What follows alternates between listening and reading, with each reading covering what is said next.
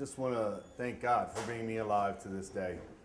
So my scar, right, it forms like this, and paid professionals call it post-traumatic stress disorder. I don't know what I call it, but so I'm a cute kid. I'm like 5, you know, got a cowlick, blue eyes, always wear dirty clothes.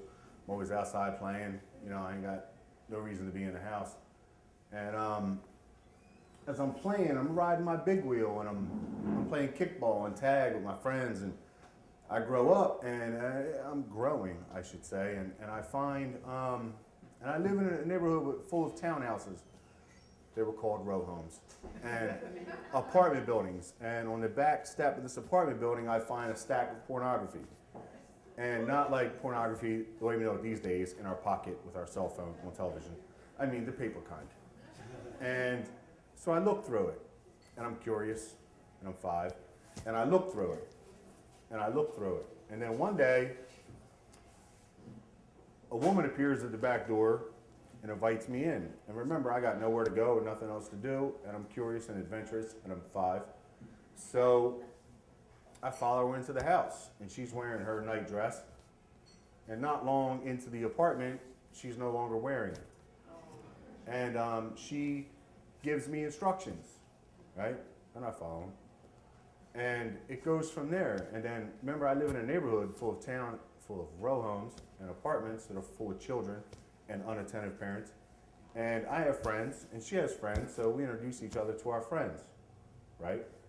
And then the cameras appear, and the 8mm film starts rolling. And what it builds inside of me, because I'm not going to describe that anymore, is a hole in my soul, in my spirit, in the center of my being. There's a hole, and it's filled with darkness and blackness and death. But it's where I go. I learned in this filth-covered, white-walled room full of bright cameras, bright lights and cameras, to just disappear and become nothing. You know, nothing. I don't feel nothing. I don't smell nothing. I don't see nothing. I don't know nothing. I'm absolutely nothing. And that's exactly where I'm comfortable. And in this neighborhood I live in, there are underground storm drains that are 4 feet around and 4 feet high, and I'm about 4 feet tall. So it's perfect for me. And I find these underground storm drains, and I used to carry a milk crate with me.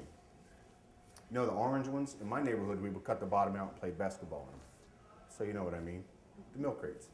And I'd carry this milk crate and I'd follow these storm drains 3-4 blocks into the city until it became black and still and silent, like I was nothing again. And I would sit there, put my little milk crate down in this storm drain, and I'd sit down and I'd disappear again. You know, nothing, silence. Emptiness, but I'm not there anymore. I can't think of it anymore. I can't smell it anymore. I can't see it anymore. It's just emptiness. It's a place where I can be non-existent. And I fell in love with that place. I did, because it was perfect. They weren't there anymore. It wasn't there anymore. I didn't have to answer to it anymore. It just became nothing, where I like nothing to be.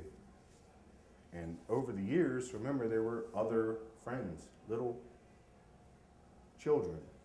And these children grew up and got murdered. Good friend was murdered when I was 12. Close friend was murdered when I was 15. My best childhood underoos, lunch boxes, sleepovers, Thanksgiving, best friend murdered when I was 17. And the abyss gets bigger, and it swallows more of everything I am.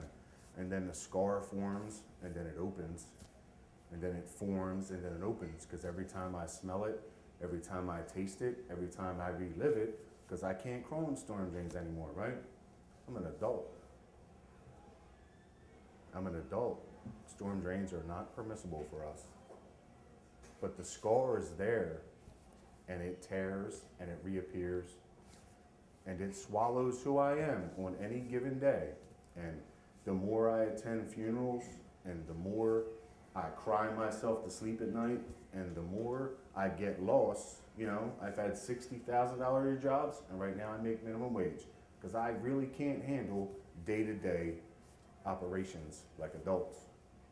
What I handle is just getting by. What I do is just repair damage. What I do is say goodbye to friends. What I do is try to live another day like a little bit stronger of a man as the scar tears and forms and tears and forms. Because there's no rest for the wicked, right? I don't know that I fall into that category, but my brain can't convince me of it. Because remember this, I started this story by saying she had friends, and I had friends, and I introduced my friends to the death and pain that kills me every day. Bravo.